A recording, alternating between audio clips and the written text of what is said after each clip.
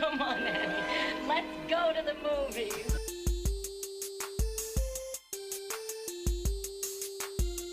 This is the Cinereelists episode 722. My name is Kyle. My name is James. My name is Zach. And we're here to talk movies, movie lists, movie obsession for the next hour or so. Guys, it is great to see you. Good to see you too. Great to be seen. Great. Yeah. I know. No one's seen Zach for 2 weeks. He disappeared. No one saw me for 2 weeks either, or you. It's been 2 weeks since we released an episode. Yeah. You guys didn't do one while I was James gone? is inside a tree. We didn't. Okay. Life happened and we missed a week. Unscheduled miss. For sure. I leave for a week and oh my god, the podcast just falls apart. We fell apart. Yeah. Well, I am here, the glue, the third leg of this tripod to keep us all together. You're the glue? I really feel like I brought the podcast together. Like, those first 500 or so, they were fine. But then, Guys, Hey. I was thinking about this the other day. Rock, paper, scissors. Yeah. Uh-huh. Which one of us is rock, which is paper, and which is scissors? Oh, interesting. Okay. Ooh. I think I'm the Zach? rock. Really, I was thinking Zach was either rock or scissors. But Zach does have a papery lilt to him. If you've ever seen Zach in person, he just kind of flops over. Wow. I've never had that opinion of you, Zach. I don't know where Kyle gets that. This is years of knowledge. I don't know. Do you have any theories on this, Zach, as the person Yes. who clearly No. thought about it? I spent a lot of time thinking about this. And no, I didn't come up with anything good. Okay. Except clearly James is not the scissors. Okay, here's how we can think about this. Yeah. Rock defeats scissors. Scissors defeats paper. Paper defeats rock. So who could Okay. defeat who? And then we could kind of work backwards. Is that how the game works? Have No. you never played rock, paper, scissors before? Kyle, that will literally not work because everything is defeated by something. That's It's true. the It's most just a circle. circular. That's Oh my the goodness. point of the whole game. No, guys, I'm onto something here. Okay, trust me. I also thought maybe we should think of it more in terms of Rochambeau, who's row, who's sham, and who's bow, and then Okay. we could translate to rock paper scissors from there. But I don't know. Well, okay. I'm gonna go back to my original because I'm using the logic here is let's say I could defeat James, but I couldn't defeat Zach. Mhm. That so means you're one of the objects. Wait, that means I could be Kyle. any of them. You're right. What did they remove? What did they remove from you? How deep did they go? I don't know. They were in there for a long time. Oh my goodness. So Okay, Kyle's the rock. yes, I think I'm the rock, and I will accept that right now. And that means that A bag Zach of is rocks. wait. Okay. So if I'm the rock, now here's the question: which one of you can I defeat, and which one of you can defeat me? You can defeat both of us. Okay, so then I'm the rock, and you're both weak scissors. Great. This is a perfect game. Yeah, paper wouldn't be defeated by rock. What are you talking about, Zach? If I'm What? paper, then I would beat Kyle. No, I agree, but you can't Right. beat Kyle. Yeah. No, I think if In what? What are we even talking about? A physical fight? Or what are we talking about? Yeah, to displaying of yourselves in I thought- public. I thought you meant like from the perspective of the podcast itself. Like where do we fall yeah. in line? Yeah, absolutely. well, you gotta define what paper is before we can then we got to define the roles and then Okay. we can assign the roles. This is nonsense. It is total nonsense. I Whoever agree. brought this up, I just want everyone to know that we had a great 25-minute conversation about, I don't even know, before the podcast started, and Zach's like, great, now the nonsense is out of the way, we get right to the show. Yeah. And the first thing Zach does out of the bat, which one of us is rock, paper, or scissors? Like just immediately. all right. Well, Not to change the topic, but Kyle, you said you might have a check-in. Yeah, I might. Yeah, I do. I do have a check-in. Yes. Yeah. What do you s- got? Yeah. So my son was in Michigan visiting family the past week, and he visited the family that owns the movie theater in the small town. And they sent a couple gifts over for our family, and I thought it'd be cool to share them with you guys. Oh, Yeah. yes, share them with us. Nice. So Yeah. I got 2 here. Can't wait to see the gifts you got. Yep. Here's some. It's okay. They were family presents. Okay, so this is number 1. I'm gonna roll this. Gosling, Ooh, it's the Martian. a Oh, Hail ready? Mary Yeah, poster. Project Hail Mary. Project Hail Mary Oh, poster, you're which holding it Megan upside down. Nice. Because I can see through it, Yeah. so I know which way it goes. Sure. Megan's being like, "That's gonna go on my side of the basement, right?" I'm like, yes, I could go on your side. Who's your celebrity crush? It might be Ryan Gosling. That might be her number 1. Mm. She sees him as a total package. She's like, he's funny, he can sing, he can dance, he's good looking, he's a good father. So, Is he a good you know. father? Do we know that for a fact? I mean, Yeah. I think so. Yeah, I've never heard less of father. him being a father. And I've never he heard of him being a good father or a bad father. he kept a low key relationship with his wife. I like that. I think Are they people married? Yeah, They are. Okay, I wasn't sure. Eva Mendes. Yeah. Well, yes. Yeah, they met on this the place beyond the pines. Yeah. And then she was Oh. like, I don't need to act anymore. They're still married with her career trajectory. That's interesting. I'm What does pretty that mean? sure. I think she got with Ryan Gosling and then was like, you know what? I'm good. And then I think she just stopped acting. I don't think she had a bad career trajectory. She's doing the mom thing. I think she made her choices. Yeah. Eva Mendes has not been anything in anything in like 15 years, which is Yeah. fine if that was chosen. But if it Because wasn't chosen, that's not a good sign. I think it's because she met Ryan Gosling 15 years ago on the set of A Place Beyond the Pines, and things went well. And she was like, you know what? I don't need it. I'd rather do other things in my life. Sure. So First, out of total coincidence, I just got done watching the first half hour of Hitch, Oh, okay. and Eva Mendes she- is in Hitch. yeah. And I don't That's- think I've seen Eva Mendes in a movie for years now. Years and years and years. No, I don't think she's done anything in a long time. Yeah. Yeah, That's she cool, though. says that is a very relevant prioritizing my poster. family over Hollywood is a no-brainer. Yeah. Quote, no-brainer. I too prioritize my family over Hollywood, so I Me completely too. understand where she's coming from. I I don't do. get any roles because I prioritize my family over Hollywood as well. She also Yeah. has a clothing line. Yep, that's, you know what? Me and Eva Mendes, we're like this. Except for the clothing line, very similar. Practically the same person, to be honest. You guys know that my birth name was Edward Bauer, correct? Sure, it was. Yeah, sure. I just changed it to keep myself a low profile. I know no one Sure. should know. Yeah. All right. Post number 2. I didn't. This one got me very excited. Okay. It's old. Princess Bride. I can't really Yeah. see it. Is it a Princess Bride? It is Princess- Ooh, nice. It is Princess Bride. Yeah. Very cool. Awesome. And it's all folded into like pieces, so you know it was like the one they sent back in the 80s. Yeah. Yeah. Is that what they used to do in the 80s? They would fold them? Is Yes. that the alt cover? I don't know exactly. Let's see. It's not the cover that you traditionally see on like physical media, and it's not the one that's like been the primary art. Right, that movie, right. The for sure. primary one is like Buttercup and Wesley, like Wesley. holding hands in like a floral arch or Yeah. something like that. Right. Yeah. Yeah. No, this one, for people who can't see, it's a silhouette in the foreground of the grandfather and the grandson reading, and the background is like the What's the little fancy. guy next to the baseball? Is that just a robot? yeah, just a robot. Kid That's story, interesting. basically. So there's a robot in Princess Bride. That's would love to play- before they changed the logo too. What's the logo now? Yeah, the upside down logo. Now they have a logo that reads Princess Bride both ways. Oh, It's I've upside seen. down or- That's or no. right. Yeah, that's like on the Criterion or something, isn't it? It's been on the physical releases for a while now. Okay. I don't don't like know. the tagline. What's the Uh, tagline? It's as real as the feelings you feel. The Princess Bride. I don't like it either. Yeah, that's not great.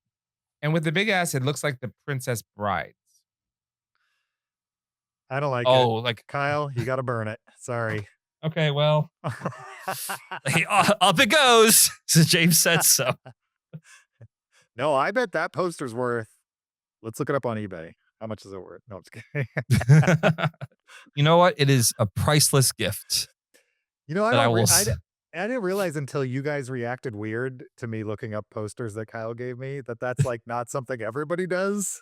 Yeah, It's like the moment somebody gives me anything, there's a good chance I'm looking it up. I mean, that's hilarious.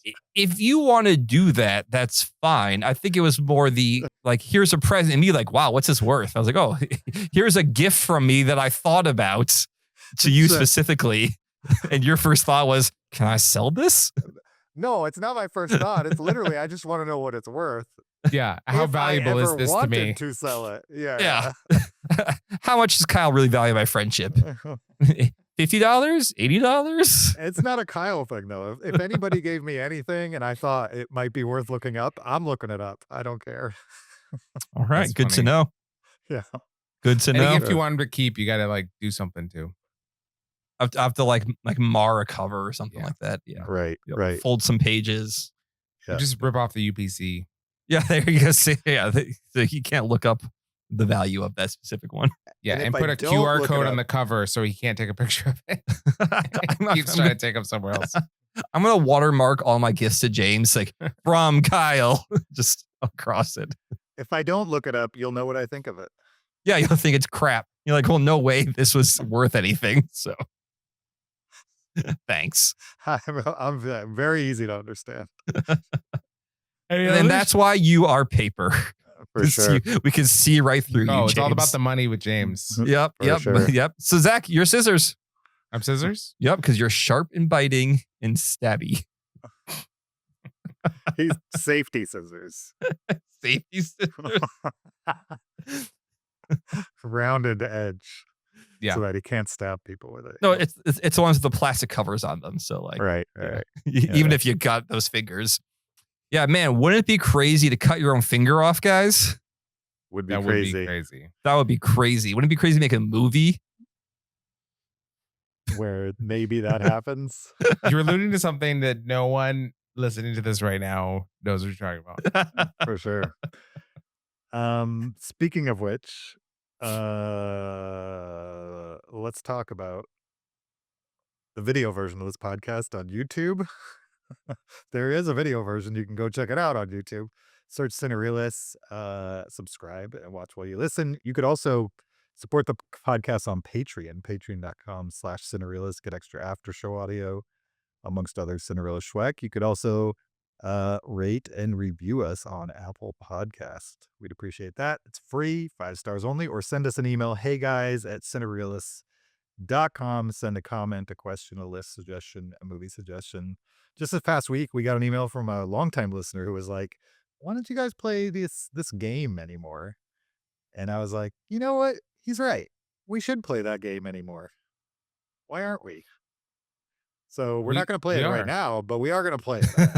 Yeah. We have not done a games episode in a while. Yeah. So, for sure. We need to do more springtime's games episodes. like before the summer movies hit, maybe we got to pull out a games episode. The hard part is the summer movies hit like in May. So we basically got just a few weeks before the summer movies. I hit. know. So we better get on top of these games. Definitely.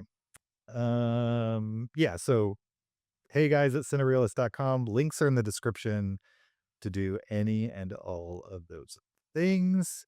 You guys ready to talk about our movie for this week? Yes. Let's do it. We saw Locked a in. movie. It's called The Plague. We're going to talk about it right after this clip. So, your 20s were good? No. I mean, I had my heart broken, and then, you know, I gained some more weight, 30 pounds, and then I put my back out, just literally reaching for a set of keys, and the doctor said I was never gonna, recover and whatever. But even still, yes, it was way better than my teens. Then my 30s, better than my 20s, and now, look at me now, right? 40 and sporty. And your teens were better than, like, your first decade? Hell no. I mean, that time is just pure bliss. I mean, nothing better than that. This is like the most depressing pep talk ever. Look, just be yourself, because then what else are you gonna be?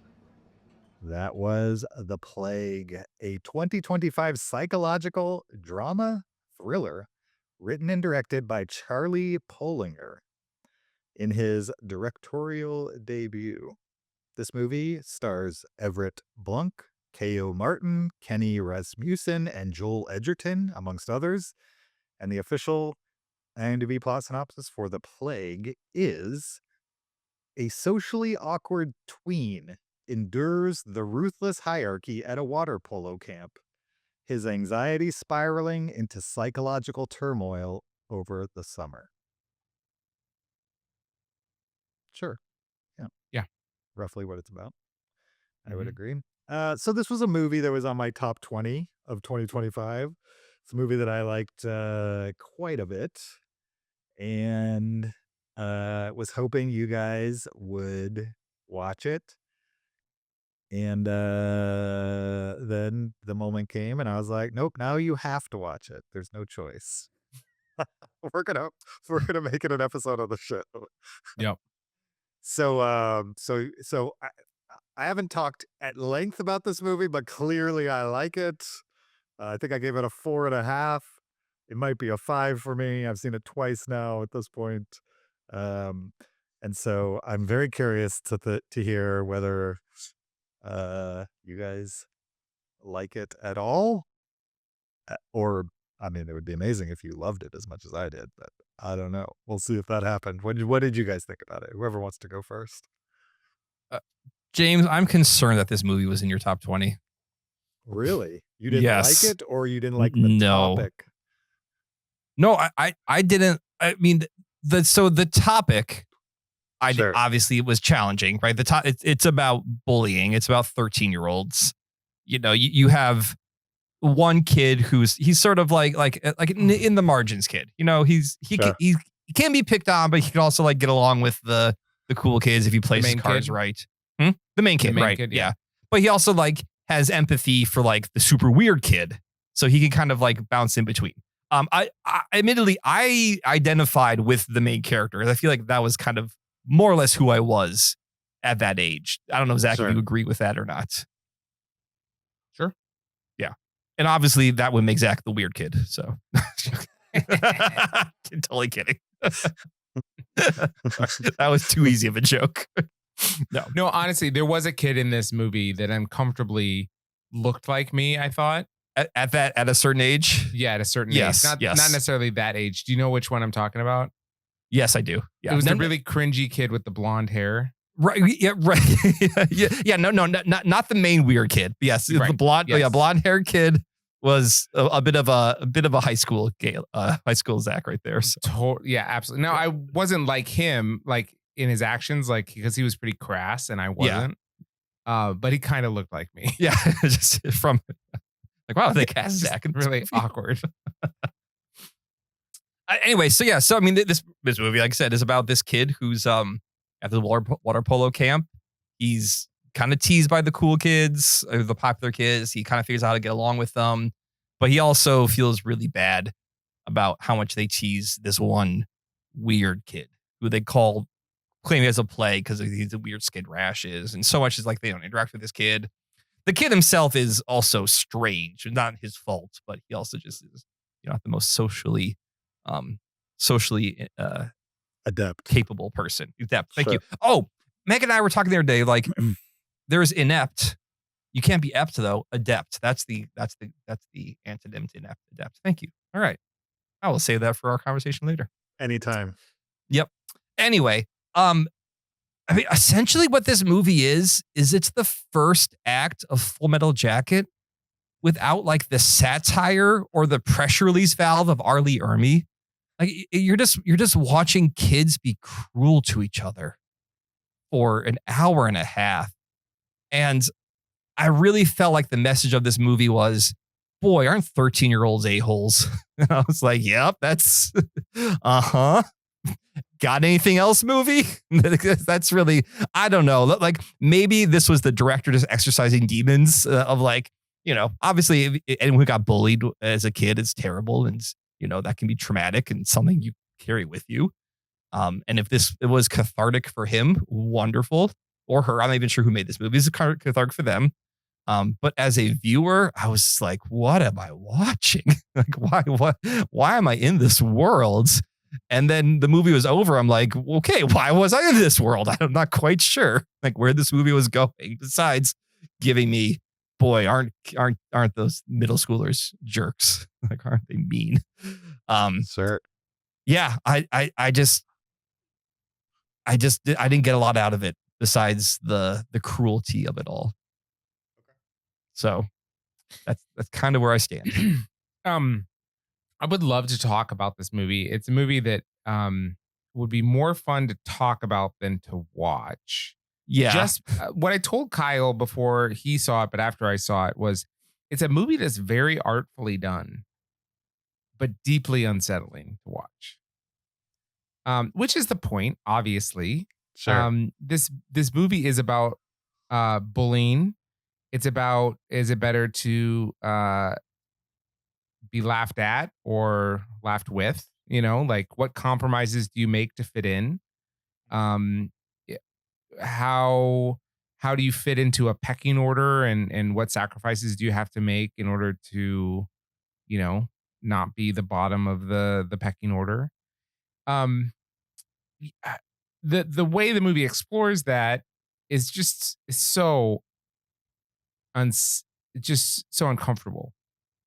The main metaphor it uses for being an outcast, right, to be unaccepted, is the plague, right? So you get a rash that starts spreading, and it starts spreading to your brain, and you get dumb, and you're covered in this horrible rash, and it's spread by touch, and that symbolizes like, yeah, if you're accepted by the group or not, or if you're an outcast. And it's a good metaphor, right? Like whoever touches the unpopular kid becomes unpopular, right? And you kind of, everyone's, it's a good metaphor, but man, is it not fun to see people scratching at a spreading rash over their, bodies and stuff like, what I mean? It's just like, it's, what was that movie with Demi Moore last year? The Substance. The Substance. Yes. Yep. So it's like The Substance, but like Kyle said with Full Metal Jacket, without the comedic like pressure valve, right? That like you see the gross stuff, but you also have like the satire and comedy to like, make the ride interesting. Now, I would say this movie is incredibly artfully done, right? I think it's really interesting visually. Sound design is really interesting. Mhm. And I was incredibly impressed by some of the acting. So there's a main antagonist. His name's Jake in the movie. He's got this like curly mop of hair. His performance was incredible. It was insane. It was yes. amazing for someone that age. He's probably, he's probably 14, in that movie when it was filmed, and playing younger.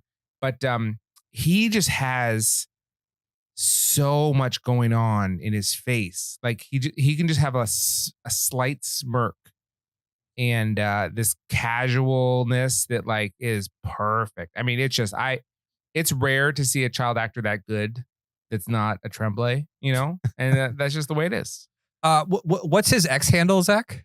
I don't know. Okay. My understanding is that kid is just naturally cool. Like he's just a cool kid. And so you give him like very specific lines or deeds, and it's very unsettling how cool he is at doing those horrible things. He's also a skateboarder and a boxer. So Right. yeah, he's just cool kid. Yeah, no, I mean, he was like doing ollies and things. Like I was impressed by his skateboarding that we saw. Yeah. The main character kid, Everett Blunk. I like that name. He was good. At first I wasn't enjoying his acting, but that was more the writing that I didn't like. He grew on me, but he's kind of like our generation's Elliot from E.T. He's got that kind of vibe to him. Yeah. You know, a lot of the other acting was pretty cringy, I thought. Which is fine. A lot of You thought Eli, the weird kid, was cringy? I thought he was pretty good. I Well, thought the by weird kid was. definition. I thought he was playing it up. He was I mean, he he's was too supposed to. many different things. Like Hmm. he wasn't one type of weird. He was like 4 different types of weird. You know, he was like the nerdy, outgoing kid, but also like the sullen, you know, introverted kid, and also the like, I don't know, guy that goes Dances to Ren with a fairs. cardboard cutout kid. Exactly. Yeah. Yeah. Smells his own shoe kid. You know. Yeah. I don't know. He was too he was- broad, I thought. He just I couldn't pin down what type of weird kid he was, but I thought he was fine. And so the kid with the blonde hair, Yeah, the Zach Cipher. Yeah. Jake. yeah, Matt. Oh, the bleach blonde kid you're talking. Yeah, the bleach blonde kid. Yeah. Matt.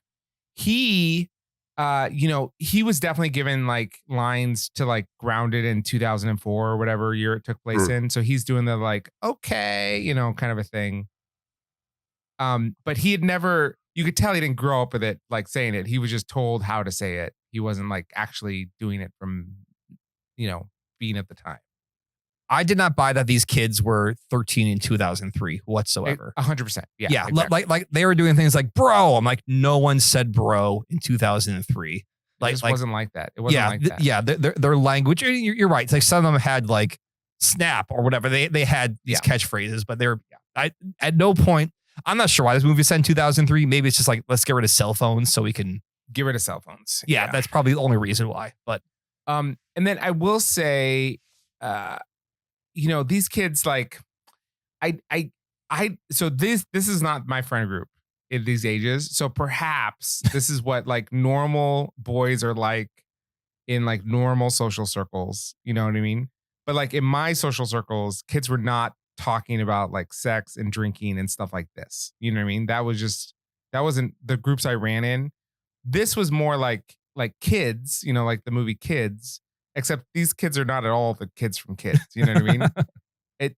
They're all talk. I guess in this movie, they're all talk for sure. But it was just pretty relentlessly extreme. I was like, these kids would probably be talking about Pokemon. You know what I mean? More like, than whatever they're talking about. They probably talk about crushes.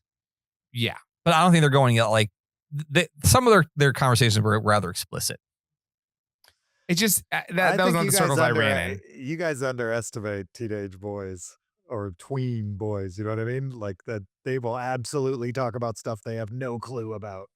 You know what I mean? Like whatever their older brother said gets passed down. And no, I mean it's possible. The thing is, I was this age at this, you know, roughly this time. Sure. And it just that wasn't my experience. I'm not saying that wasn't other people's experience. You know what I mean? Sure. Yeah, I mean, we definitely we had these kinds of conversations. We also talked about Star Wars and other stuff. You know what I mean? But that's not what this movie's about. They're not trying to give you a documentary style presentation of what boys talk about. They're just showing you how awful teenage boys can be in general, beyond just the bullying. They are fronting with each other 24/7. You know what I mean? They're trying to impress each other, and nobody knows anything about anything at this age. Totally. It's very much everyone is putting on a front all the time, trying to make like it's like World War I trench warfare. Everyone's trying to gain little inches in like, you know, ahead of everyone else. Right. Yeah. God, don't you guys miss middle school? No. Those were the days. I do not miss middle school. For sure. Okay, James, I'm gonna give you a chance here now. I think both Zach and I are probably on similar pages on this movie.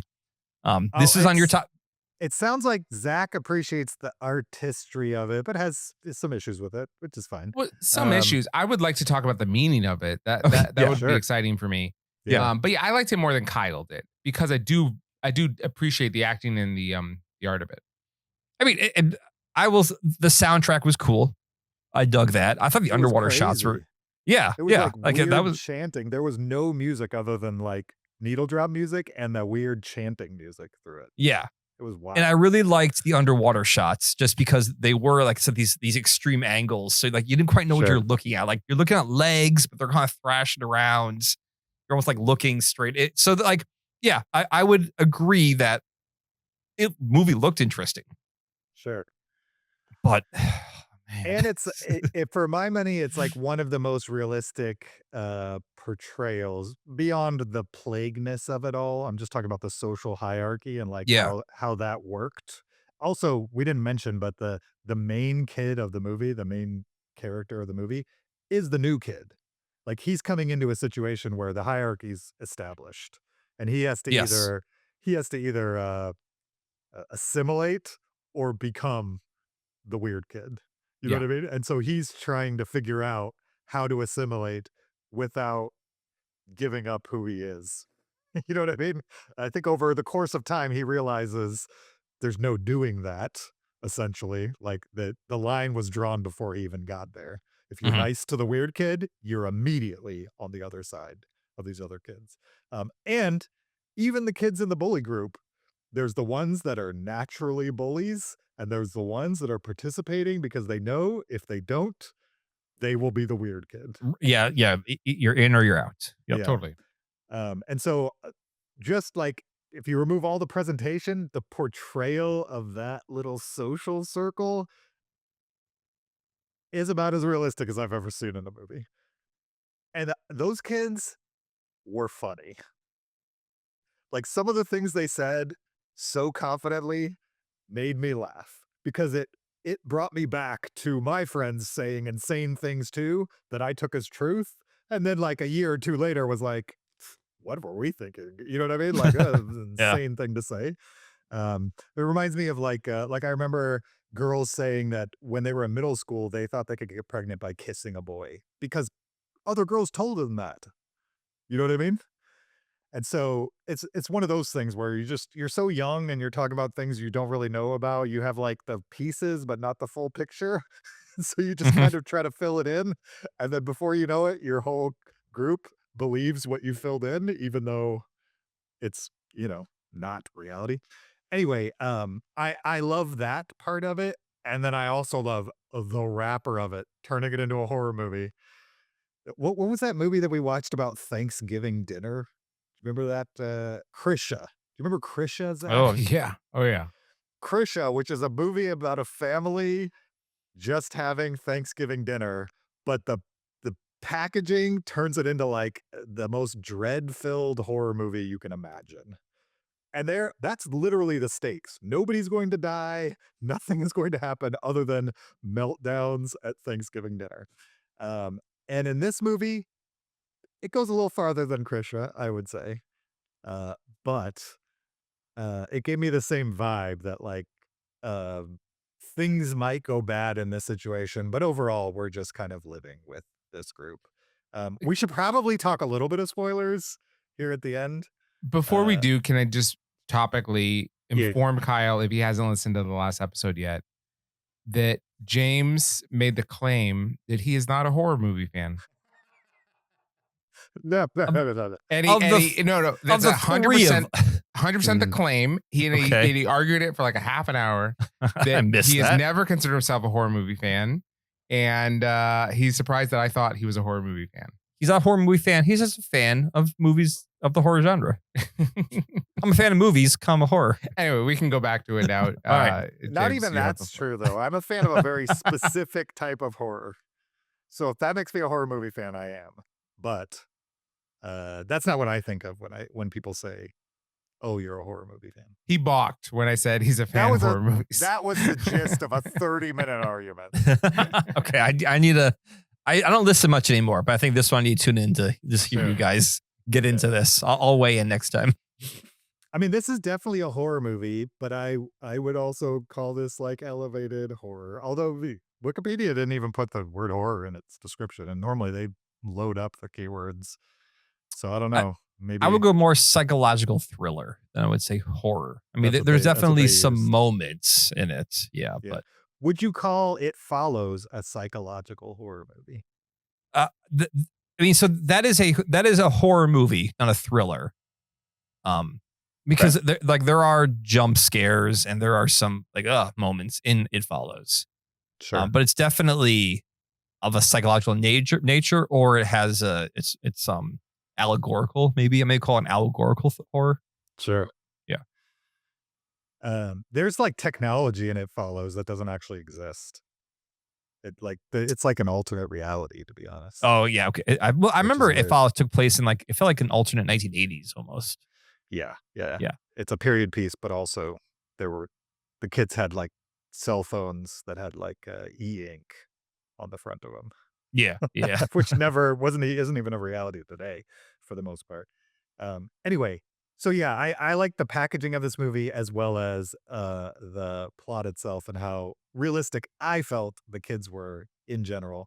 There are a couple lines in here that I thought were cringy, but I thought it fit so well with just the fact that like teenage boys, they're cringy. They totally. say things, Mhm. they act in front of their friends to try to impress them, stuff like that. So I just kind of chalked it up to that. But It might have added to the realism, but it also added to the unpleasantness of watching it, right? 100%. I think that was intentional for sure. Yeah, I knew.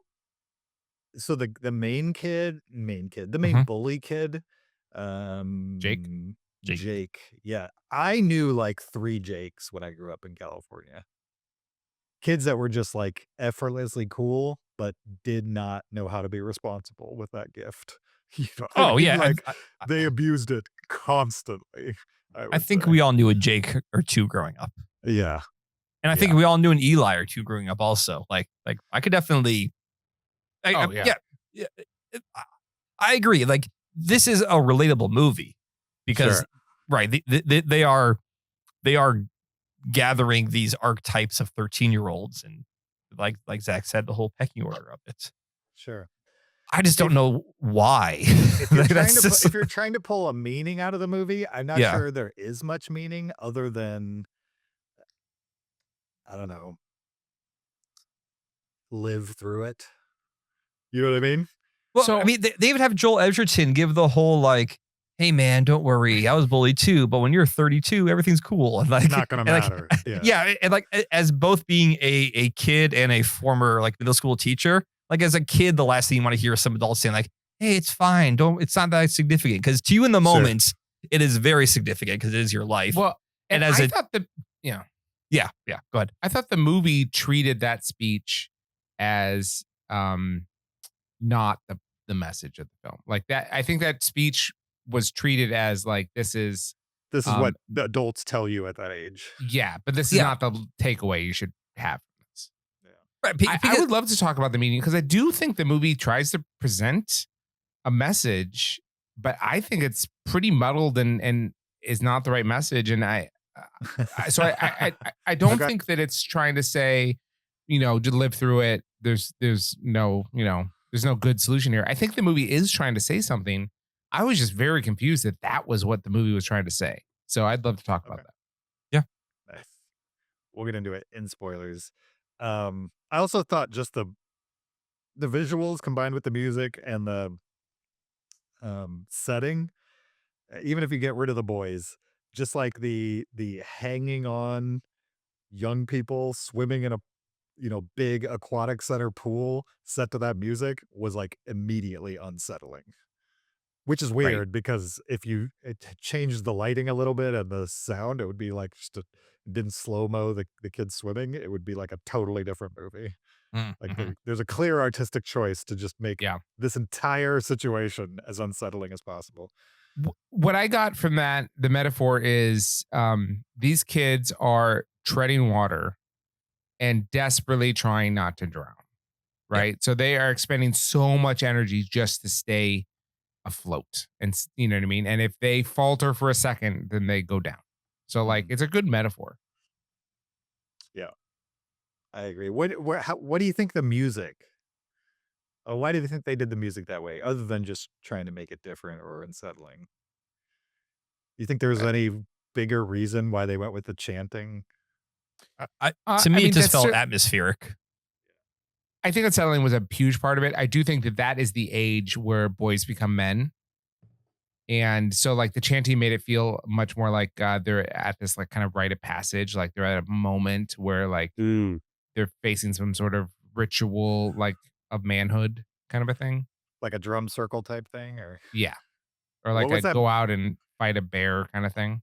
What was that movie where somebody was in a cave with Revenant. that was no, not Revenant. Not Revenant. Goonies. Kyle, one of your favorite movies of recent years from Robert Eggers. Orphanage. Oh yeah. The Northman. The Northman. Yeah. Yeah, there's that's that all I was scene in thinking the actually. cave. So Yeah. They go see like a wise sage in the cave. Who's the sage though? I'm trying to think of the It's actor's Willem name. Dafoe. Willem Dafoe. Yeah. You got to go fight Willem Dafoe in a cave. Willem Dafoe should have been the coach. Instead of you don't think Joel Edgerton worked as the coach? No, he was fine, but this is a Willem Dafoe movie. You're saying like to say his energy like in this movie. Yeah. Interesting. I From what I could understand, see- Joel Edgerton got this made.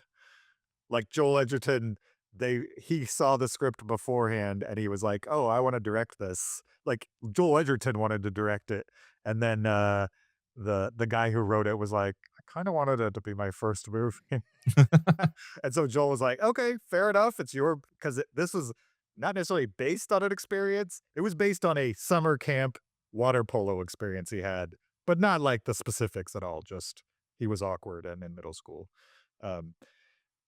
So Joel Edgerton decided he would put his name on it and produce it to help get it made because the director was like, "Nah, I want it to be my first movie." Anyway, what were you going to say, Kyle? I don't. You're talking about Willem Dafoe.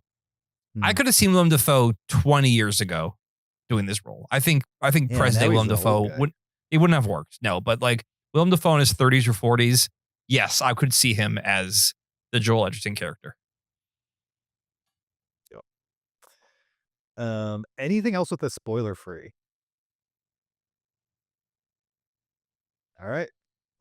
I'm sure we will go deeper into all of this. So if you haven't seen the movie, then probably don't listen on. Although I'm not sure there's much we can say that would like kind of change the experience of the movie. Right. Yeah. From a spoiler perspective. But before we jump into that, let's letterbox this. Like I said, I gave it a 4.5. What are you guys gonna give it? Where you landing, Zach? I'll give it 3.5. Okay. I think I'm a 2.5. Okay. You're not a 2.5. Don't lie. I could be a 2. Let's go 2. It could Okay. be a 2. It's fine. I'll be a 2. You I'll be a didn't 2. like it, Kyle, Yeah. so you can't be 2.5. I mean, I'm misguided as in 3 is my like, oh, I liked it. Like 3 is my, yeah, that was good. So maybe most normal people would have 2.5 as their, it was fine. But for me, 3 is anyway, I'll go 2 because you're right. I didn't enjoy watching it. I haven't said many positive things about I it. didn't enjoy watching it either. That movie was not fun. It's not necessarily, I guess, a movie that it's not a hootenanny. That's for sure. It's no Project Hail Mary, a feel good, film. Or No, but I mean, like Here's- we brought Zach brought back The Substance, for example. I brought in Full Metal Jacket. Those aren't Clockwork Orange. Those are all challenging movies to watch. But there's other things to them, either thematically or artistically or the performances that like you are able to say, yeah, this is tough, but also like this is great because of X, Y, and Z. And I just got the first half of that story without any of that second half of it. Yeah. So Let's say that this movie holds up a mirror to like real lived experience, right? And it's the most accurate presentation of like idiot 11-year-old boys or whatever like that. Okay. If that's all it is, Yeah. I don't know if it's worth the experience, right? Like, I feel like it should do that and also provide some insight or something to justify like presenting that, right? Because first of all, it's an experience that if it's an accurate experience, something that half of all people have experienced. So it's not like just showing that to us again is not presenting anything new. But without any insight. That's why it's really important to me to talk about like, what is this movie trying to say about what it's saying?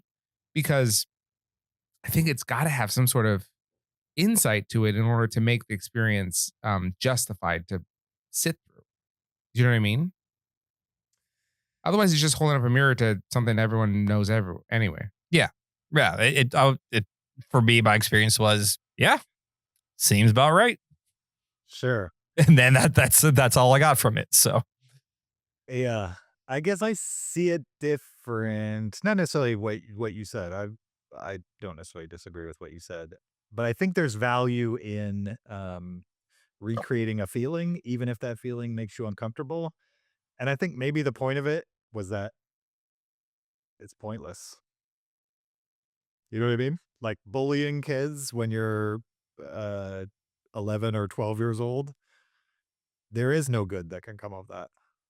You know what I mean? Well, There's no lesson here. Most of the bullies that I remember from that time, not that I was in California, so I don't really even know exactly where they ended up, but I don't think they were punished harshly, nor were they given a bonus. You know what I mean? It was just, we all survived kind of this weird moment in life where everything is awkward and you don't know what the world is.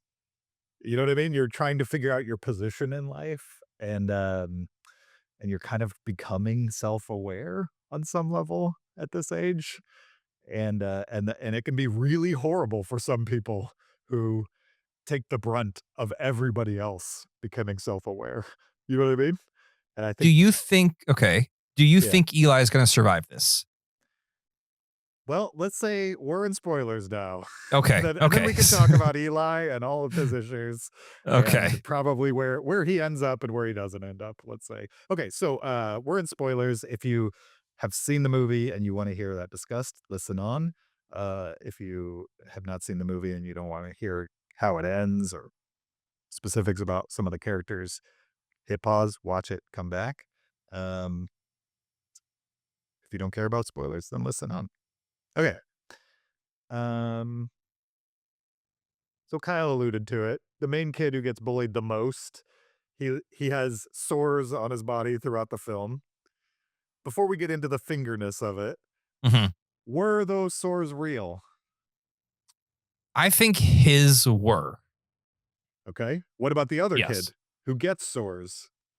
I don't think his were. I think that they were perceptible to him. I don't believe the other kids ever could see them. I think his sores were metaphorical to him now being infected with the plague because he interacted with the weird kid who did have actual lesions on his body. So here's what I think. I think the plague is not real. Right. As Clearly, there's not. yeah. It's not leprosy. It's not a real disease. Exactly. Yes. Yeah. I think the sores on the bullied kid were real. I think the sores on the main kid, I think those were real. Oh, you did? Yeah, totally. I okay. I think there's some benign explanation, like maybe the pool is over chlorinated and they're just different people react to it differently. And he is new there, and so he started reacting, and the other kid had been there for a while and he reacted earlier than, you know what I mean? Like, I think there's a benign reason, and he like was rubbing lotion on him, which no kid would offer to do. So I think he had those sores. He just it's a benign explanation. Okay. So yeah, we differ there. I don't think the main kid actually had them. Why? I think they were. I think that was the movie taking a artistic license Yeah. to show like it is a manifestation of, oh, now this kid has the plague because he is now an outcast also, right? He's been pushed away by this popular group, which he was never quite in with. He was always on the outskirts of it. Now he's fully out, and he is now, either picturing it or the movie's just saying, okay, now we're showing that he is an outcast by giving him swords. If Ben doesn't actually have it, it's a metaphor for him. His name was Ben? Yeah. Okay. if it's a metaphor for him, why isn't it a metaphor for the bullied kid, Eli? Because Ben, apparently, he's the main character, right? So we're seeing it through his eyes. Sure. So that's why. Yeah. I'm not, this movie gave 2 stars for. I'm not saying this was a well-crafted movie or thought through its metaphors. I'm just saying I hear him defending a movie I didn't care for. So. I think it was very intentionally left vague so that people would have this discussion, or at Yeah. least was, Yeah. as they leave the theater, be thinking about whether that was real or not. Because I think Well, I can see a world where none of them have an actual rash or whatever, you know what I mean? And this is all completely constructed. And I can see a world where the one kid has it, the other one doesn't, and I can see a world where they both have it. I just don't see any reason to think that he doesn't have it. I mean, the kids all treat him like he has it. We see it. He's scratching it. Like, But is there They anything that also leads do you to it think? right around the time that they decide he's not in their group. You know what I mean? That's Yeah. when Well, he starts getting because that's it. the metaphor for it. Right. And the other kids comment on Eli's rashes, right? They say, "Oh, he's got this rash, he's got leprosy, he has the plague." The kids never comment on the main guy's rashes, right? They say, "Oh, you have the plague now because you touched Eli, right? You're infected." But they never say, "Oh, and look at his body. Oh, look at that rash." The rash is only perceived by the main kid as he's, on the outskirts and is sort of like lifting his shirt up. Once he's called, "You have the plague," then he sees the rash on his body. So that's why I don't know if the rash is ever actually there. Yeah. I don't know if they ever really even refer to the main bully kid's rash, except when he's explaining to the kid why he wears his rash guard. Other than that, they just talk about him having the plague. I'm pretty sure they talk about his rashes and boils and I gotcha. yeah. I don't know. I That's watched fine. this. Yeah. Okay. Either way. This is the least interesting part to me of if the Okay. kid actually has rashes or not. Yeah. Sure. As presented in the movie, he does. Right, yes. I will agree. I will agree that we see rashes on the kid. Yeah, they could be figments of his imagination. That's fine. But Yeah. that's uninteresting to me. Okay. The bullied kid does definitely cut his finger off, though. At the very At the end of the movie. yes. To get out of there, essentially. Yeah. Right, because earlier he does like this very elaborate prank, which he must have spent so much time setting this up and waiting for the right moments, and where he pretends he's got his finger. Excuse me. Yeah. He pretends to cut his finger off and then reveals, oh, it's a fake finger and yada yada yada. Like, man, what kind of weirdo you have to be to carry a fake finger around just waiting to do this trick in front of a kid? But yes, but then at the end of the movie, our main character kind of gets fed up with Eli. And he's just like, kind of just goes blaming him for all of his social issues. Exactly. It's like, why are you so weird? Why can't you just be normal? Why can't And like Eli, who obviously has his own struggles. He's, there's other things going on with him besides just physically. Like I don't know, he's on the spectrum or has his own, neurodivergence to him. He reacts very poorly and then physically cuts his finger off. Well, I read that as like Ben kind of talking to himself. Yeah. You could definitely read this movie like Eli doesn't exist. Eli is Ben's uncool alter ego. If it wasn't for the other boys referencing Eli, I would agree with that. But I think Ben sees himself in Eli, but what he really wants to be is one of the cool kids.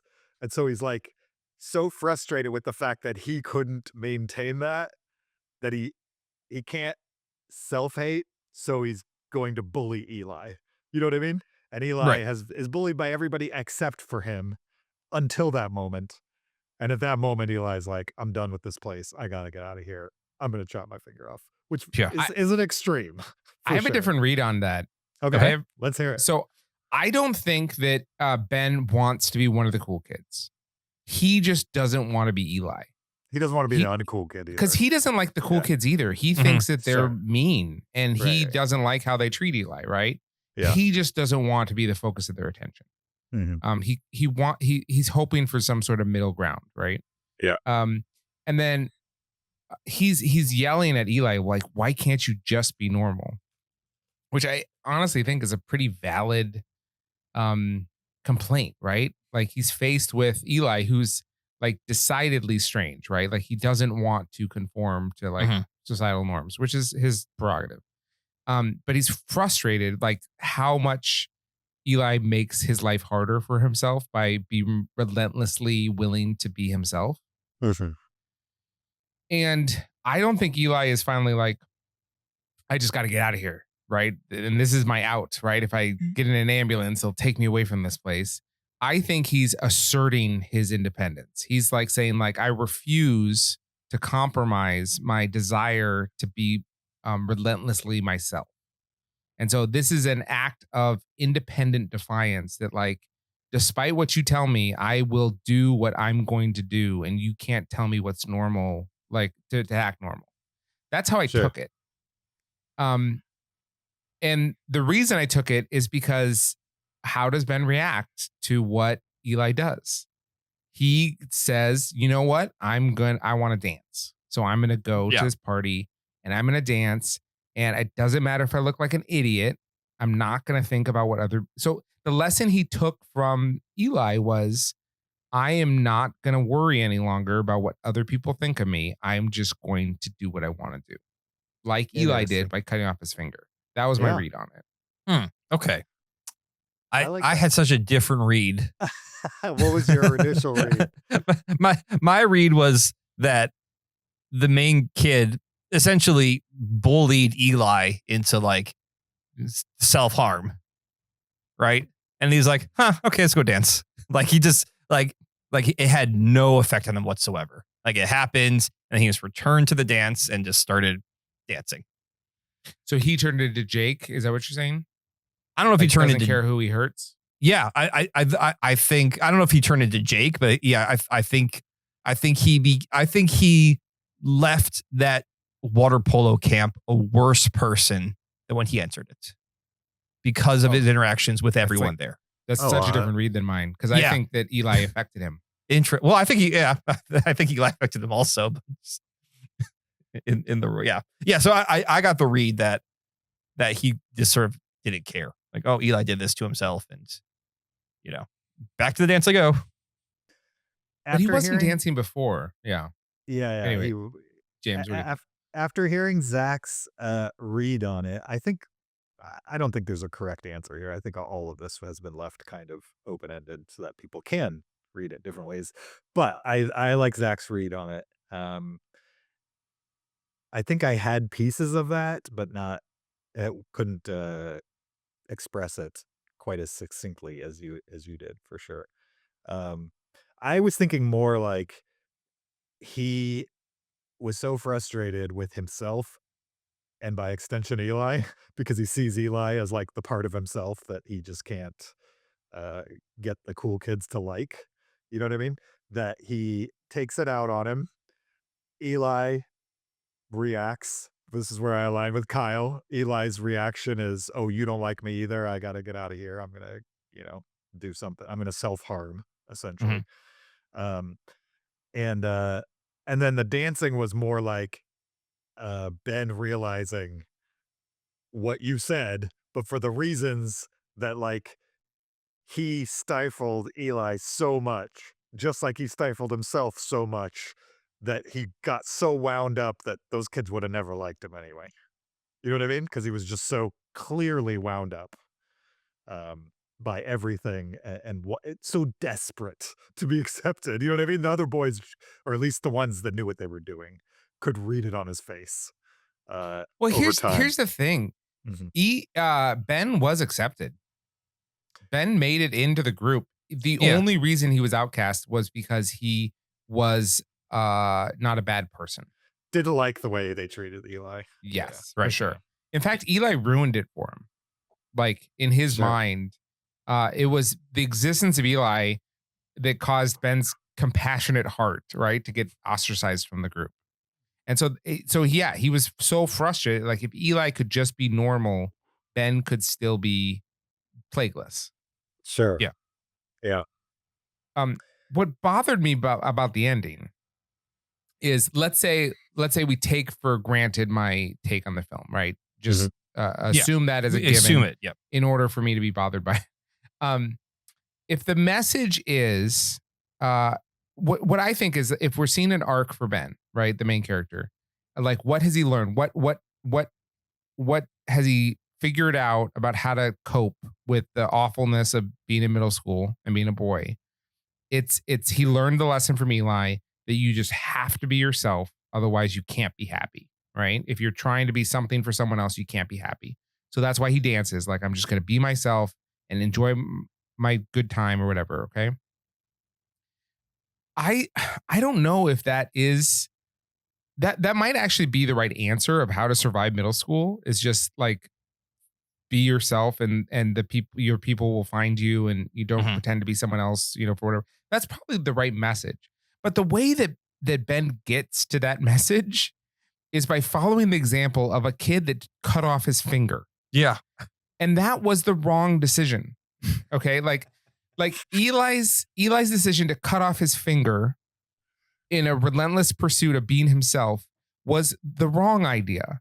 Like there's a middle ground here, right? Where like, don't be like Eli in that situation. But instead it's like, it's almost seen as a heroic act because it causes the growth of Ben to learn this important lesson by seeing Eli act it out. And that's not a heroic act. It's a weird act that like shouldn't lead to growth. It'd be like, no, Eli, you're actually wrong in this situation. That is not the best way to handle this. You know what I mean? So that, but you that think just was, Eli did that for Ben's sake? no, I don't. no. Right. No, I think Eli lived out the ethos that I am not going to try to be who I'm not for the sake of these losers.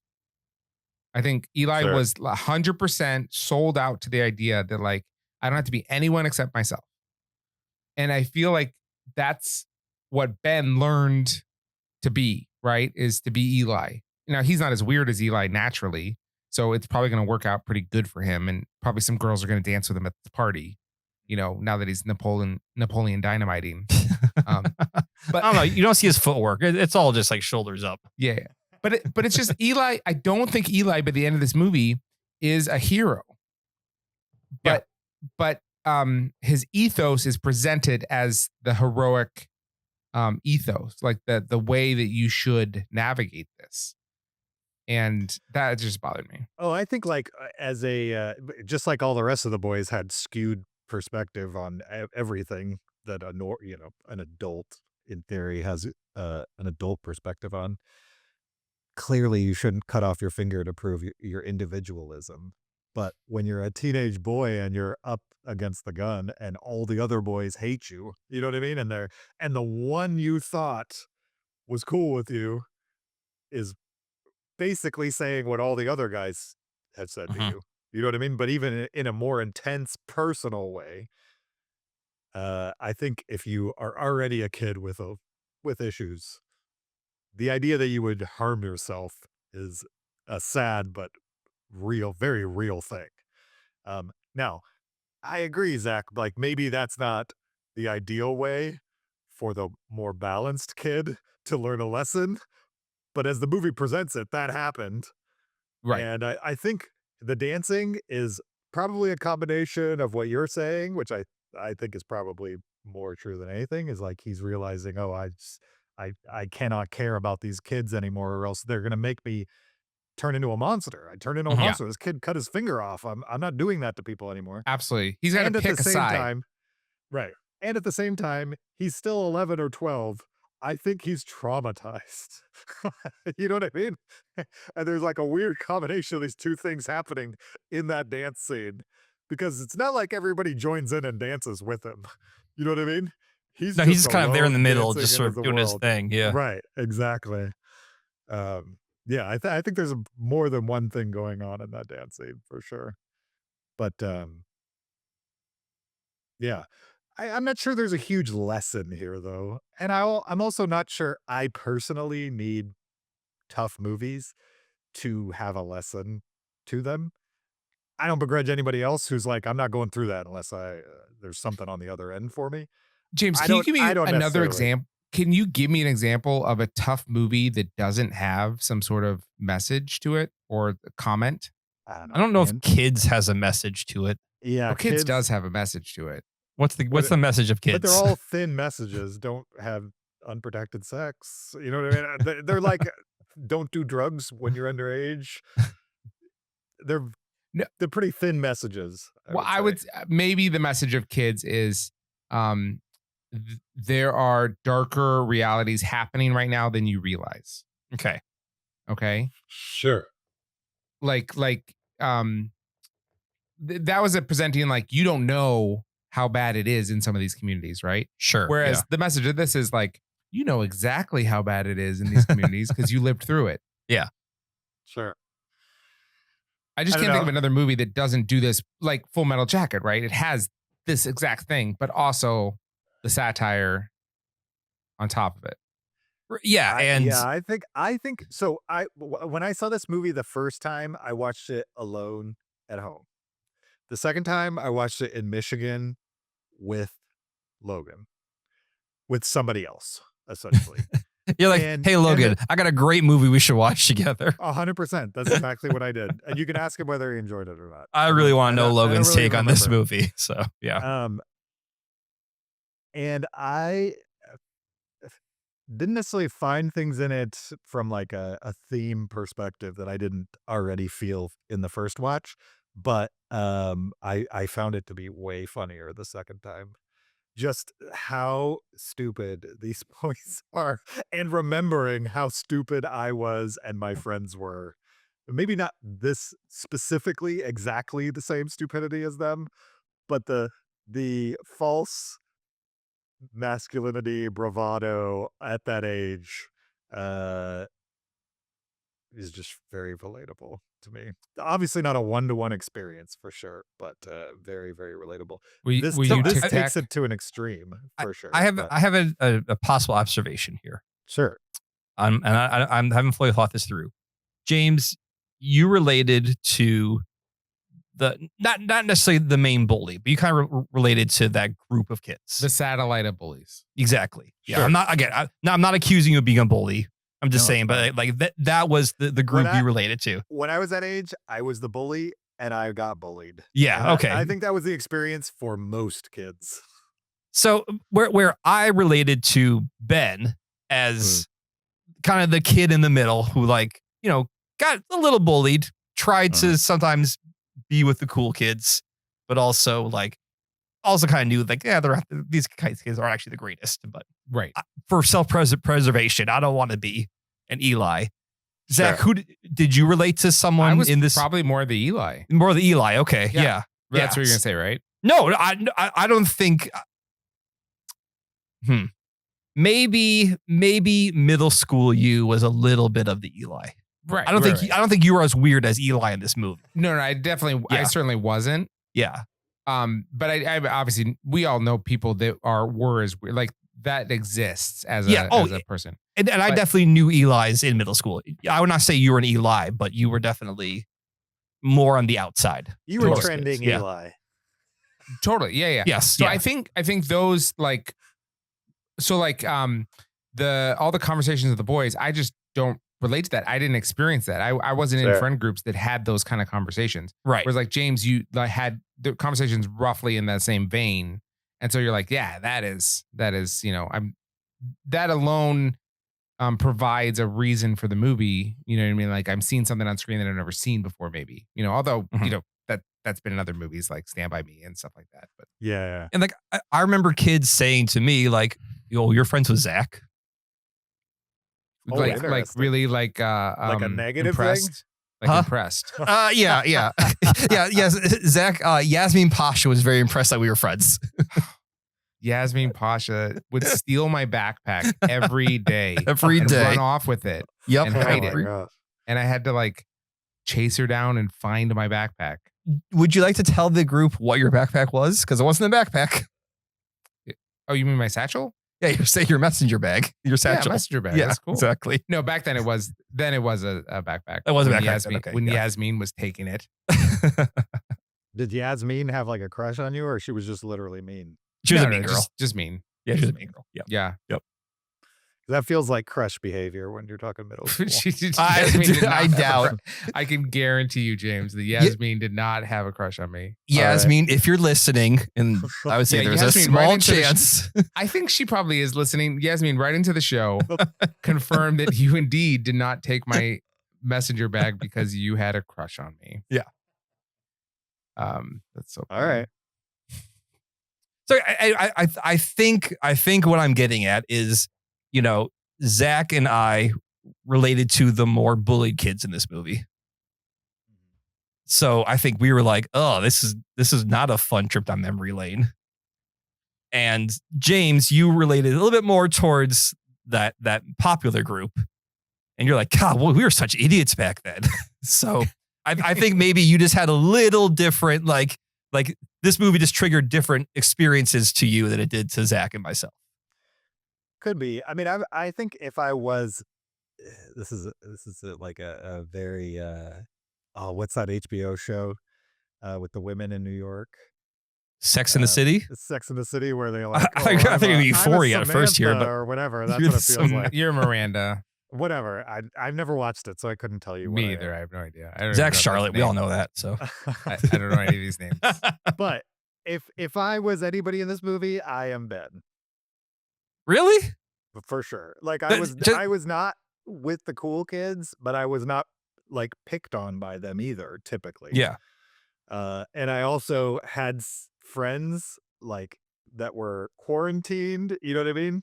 Like some groups I was in with the nerdy kids, but that was like at church, which was just a totally separate group of kids than school, you know what I mean? And the kids at school never knew that I had like nerdy friends at church or whatever. Like I would just kind of like maintain relationships in different aspects of life. And some groups I was with the cool kids and some kids I wasn't. And I was kind of like in the middle for most of like middle school, high school time period.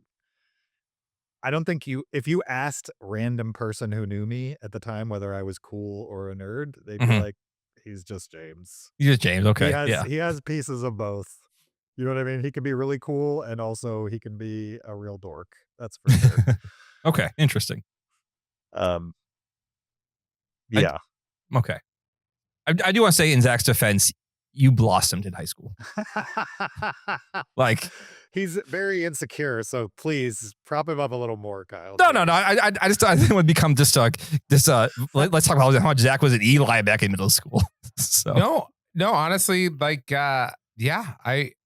in the second half of high school, I really came into my own. You really did. Yeah. Like it was a 360.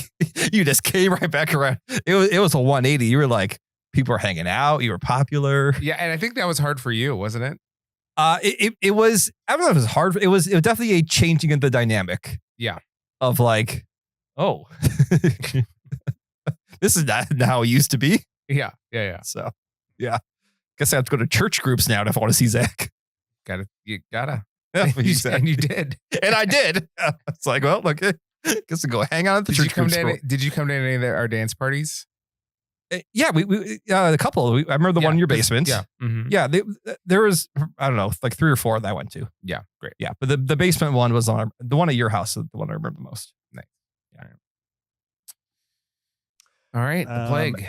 Anything else with the plague? Spoiler. Every time I type, this is a spoiler, but every time I type it in, I always type in the plaque first, and then I have to erase it and change it to the plague. With a Q? Yeah. That would be a great, like, it's just your teeth. Like you see his teeth. Did you guys in school have that like thing that you would chew that would turn your teeth pink wherever you had like calculus? Calculus? Calcium? No. It's not calculus. It's calcification? No, it's not calculus. Tartar. I think the word's tartar you're going for. Calculus.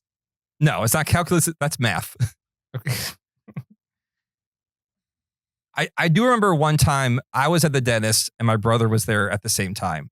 And they had me chew the stuff to like show all the tartar in my teeth. And it was just like bright pink everywhere. And the hygienist then brought my brother over and was like, look at your brother's teeth. Look how disgusting they are. Oh yeah. Like she shamed me and then brought my brother over to continue shaming me. I'm like, yeah, this is going to make me want to brush. Okay. Hardened plaque is known as calculus. How do you spell it? Calculus. Cal. Same as the math. Yes. Huh. Okay. No, I did not know it was called calculus. I've learned something. I learned so much today. Another thing you learned from the plague. The plaque, you mean? Yeah. Anyways, yes. Zach, did you have the pig stuff that you used to chew? Yeah. Yeah. I think that was fake. I don't know. I mean, I haven't seen it since like I was that age. So, but yeah, I mean, I was so cool. I was getting bullied by the hygienists. All right. Before we go, Knowing what you know now, having seen the movie, knowing that this is somebody's debut movie, are you looking forward to his next one? For sure. I mean, just because I agree there is an artistic lens to this movie. Okay.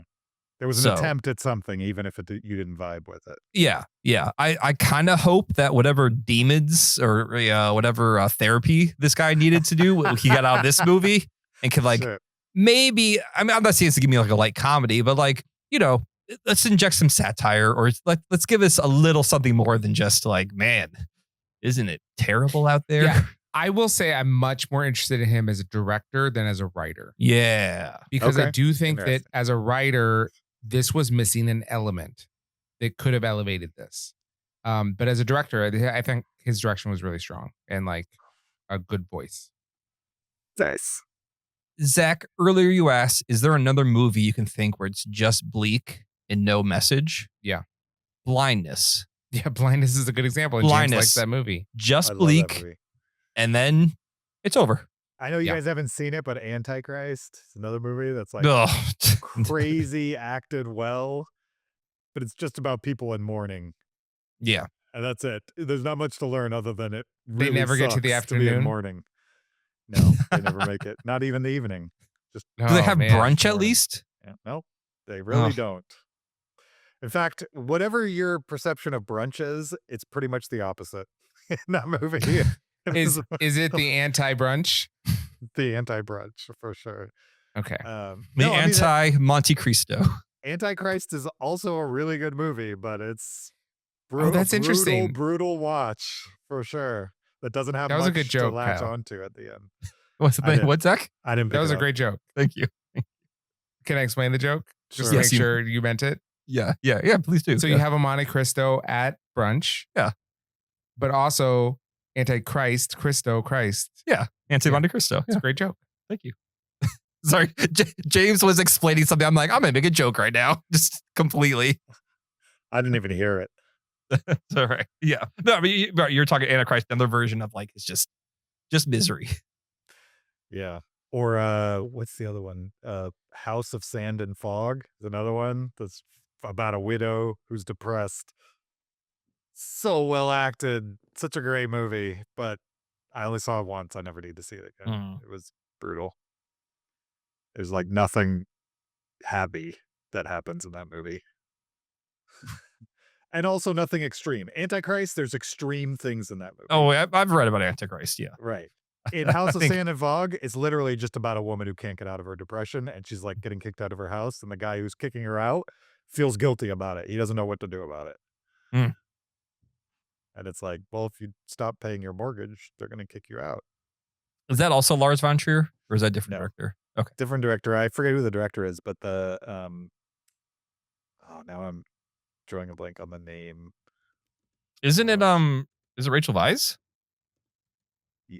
If not her, somebody Jennifer like Connelly and Ben Kingsley. Okay, Ben Kingsley I knew. Yep, Jennifer Connelly, not Rachel Weisz.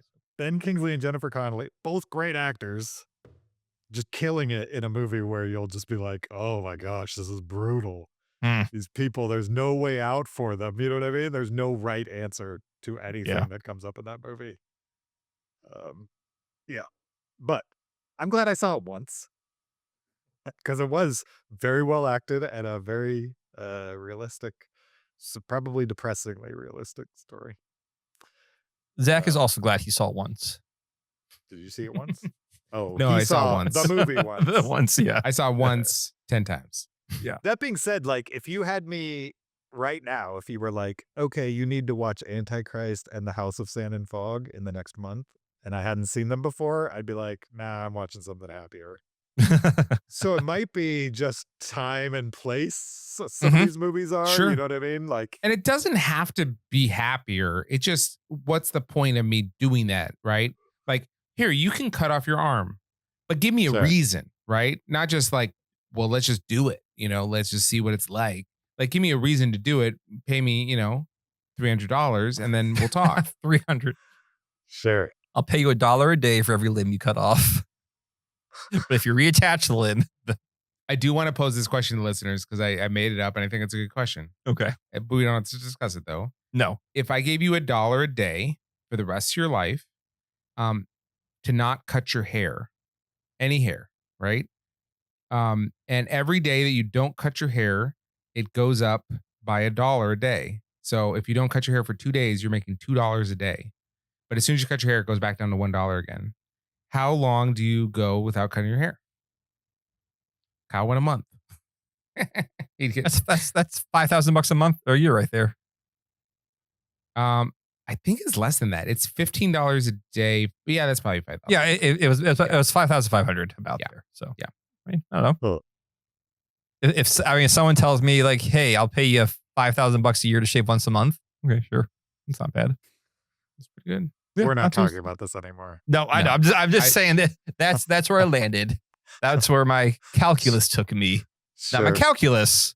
My calculus. Nice.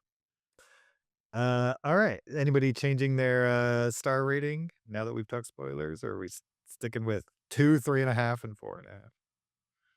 2, 3.5. Oh, yes, 2, 2, comma, a 3.5. Okay. 4.5. Please say your punctuation, James. It's very I know. confusing. I really should.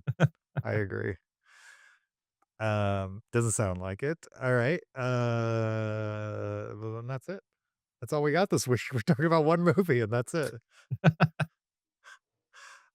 Thank you for listening to this episode 7. Oh man, I changed my angle. 722. I know. Yeah, no, it's really great to everyone to be here. Thanks a lot. Are we adjusting our cameras now? Is this the right time to do it? We are. Yep. Okay. Am I in Guys, frame, I guys? gave blood, and I got 4 movie gift cards. Oh, Nice. Wait. But you for one blood session? Yeah. How much is each one worth? We don't call them blood sessions, but yeah. I do.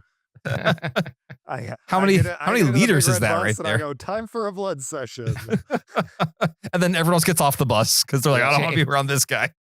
A blood session. That was actually the name of my band in high school.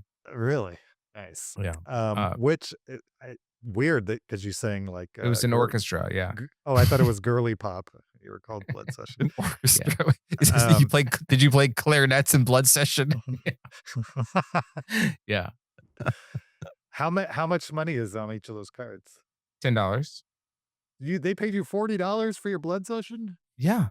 That's You crazy. know how much money they make off of Zach's Blood Session? Well, when I give blood at the Bloodmobile, the big red bus, Yeah. they give you one $10 card. Yeah, and then they turn around and they sell that blood to the hospital for like thousands of dollars. That's fine. I don't care what They don't do sell with it for once I'm thousands of done. dollars. I just want to know It could be hundreds. It's a lot. Where he got $40 in theater credit. The I big want red $40. bus. So it's actually around the corner from the big red bus. It's the big bald dude. And you might get a side of hepatitis B with it. But Sure. hey, you got $40 right there. So Seriously, where'd you get this? The Was big it red the big- bus. One blood. Where? In 'cause front the of one Epic Theater. in front of Epic. See, the one I go to is in front of AMC. Maybe Epic gives them more cards than AMC does. You got to go to that. And it's closer to you. You should go to the one at Epic. I know. I wish Epic had a subscription service. I don't know why they don't do that. Don't need it. but Zach is feeling woozy, by the way. So It would be a lot easier to go to Epic as like my main movie theater, but they don't have a subscription service, so it'll end up being way more expensive if I do that. And I got an umbrella. What? See, like a Bloodmobile umbrella? Yeah. Like a big red umbrella. Who wants to walk around with a Bloodmobile umbrella? That's weird. the thing is, Zach had to go 4 different times to get this. He's had to like put a different wig on. And they're like, left arm, right arm. Can you do kneecaps? Can you like between the toes? You got to mix it up a little bit. So, it's $200 to $300 per unit. That's what the Red Cross sells blood for. Okay. So you give it to them for free. Maybe they'll give you $10 to $40 in gift cards, and then they turn around and sell to the hospital for a couple $100. I'm fine with it. They gotta pay the bill somehow. And I mean, how else does the hospital get the blood? No one's going to a hospital to donate blood. So yeah, because Red Cross has a monopoly. I'm sure hospitals could have their own services. Why don't they then? Yeah, why don't they? Again, it might be. Seems pretty easy. You get a bus, paint it red, and show up at the parking lot. Because Big Blood is in charge. That's why. If they want to get in the business, they could say, they give you 10 cards and it'd still be cheaper. So why don't hospitals get their own blood drives? It's probably not financially worth it to them because they could charge so much more for other things. That probably. Yeah, I think it's because they just don't have the expertise in it. It's not their thing. Their thing is not blood drive. Their thing is patient care, and it's probably cheaper. It may be cheaper just to buy it at $300 a unit than to separate set up the whole apparatus. Whatever they're getting charged, guaranteed they're not losing money on the blood. Yeah. No, I just think it's maybe I'm just trying to expose the misnomer of when you donate blood, you're not donating it right to the hospital. You're donating it to an organization that sells it to the hospital. So, well, I would imagine they're a nonprofit organization, though. I believe the Red Cross is a nonprofit. Well, this is One Blood. This is not One Blood. Yeah. It's One. I mean, if blood donation services are bothering you, you should look into Goodwill. I don't shop at I don't shop at Goodwill. Yeah. One Blood is a not-for-profit. Yeah, that's a 501c. So yeah. Yep. At some point, these big nonprofits, they don't really function like normal nonprofits do. Not normal, but small nonprofits do. You know what I mean? Doesn't the Susan G. Komen organization have a bunch of financial issues? Cool. Yeah, it's just being like this. They're a nonprofit, but you're like, oh. Yeah. I know there's websites out there that'll tell you if you donate $1, what ratio goes to the cause versus administration costs. Yeah. If you ever see a nonprofit with little badges at the bottom, little gold badges, you can just assume all of those are just figments of imagination. Yeah. Because you basically have to pay for them.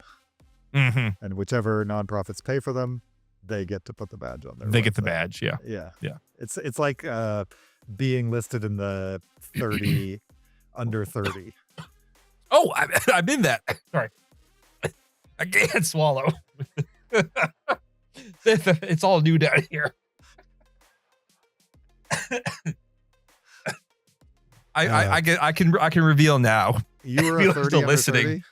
No, I had a joke, but I started choking on my own water. Okay. Well, there's a Radio Lab episode about the blood industry. Yeah. Mm-hmm.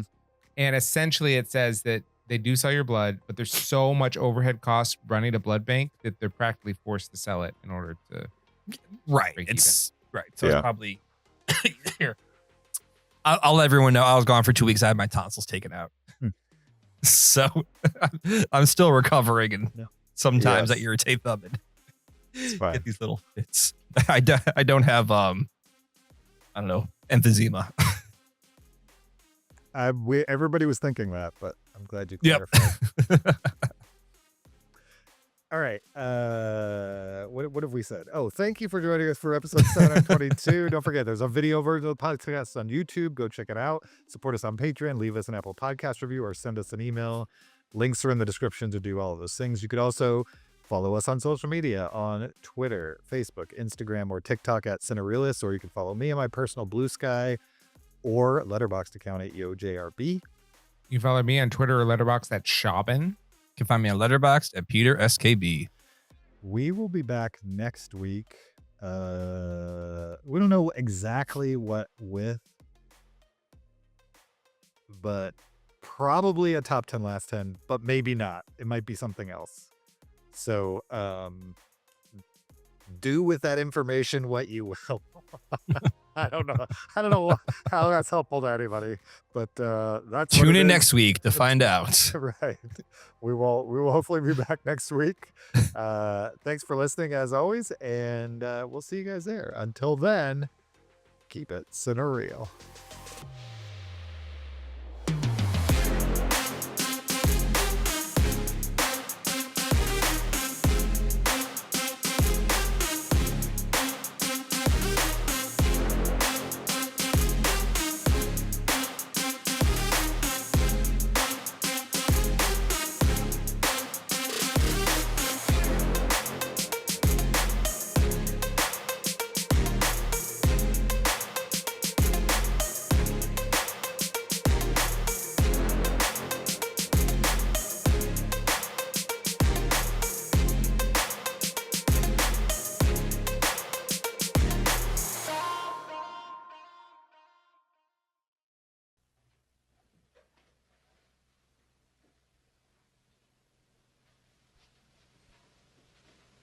You're still here? It's over. Go home. Go.